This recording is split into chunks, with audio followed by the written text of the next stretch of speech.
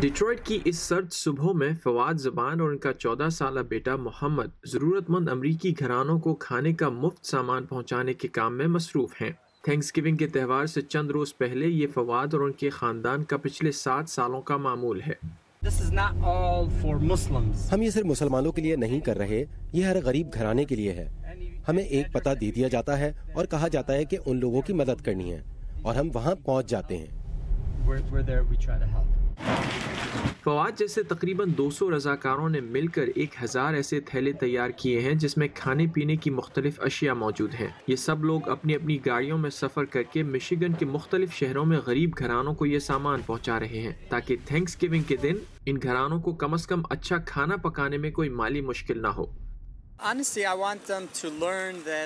दरअसल मैं ये देखना चाहता हूँ कि मेरे बच्चे ये देखें कि यहाँ ऐसे भी लोग हैं जो हमसे कम खुश नसीब हैं और हम कितने फैज़ याब हैं। मैं चाहता हूँ कि वो दूसरों की मदद करना सीखें। इस्लाम और दीगर सारे मज़ाहिब में भी यही सिखाते हैं।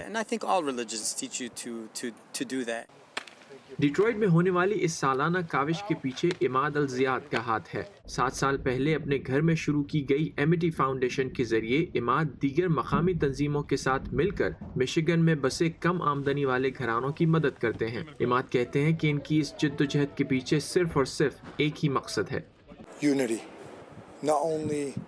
इत्तेहाद, न सिर्फ मुसलमानों में बल्कि पूरी कम्युनिटी में।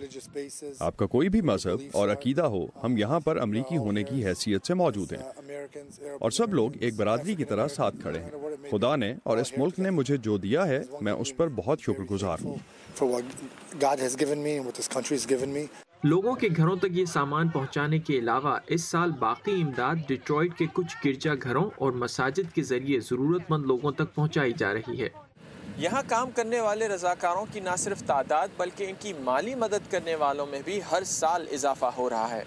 उनका कहना है कि ये इस बात का सबूत है कि अगर मकसद अच्छा हो तो इंसान रंग, नस्ल और मज़हब के फ़र्क को भूल जाता है। आफ्ताब बोर्ड का उर्दू VOA, डिट्रॉइट, मिशिगन।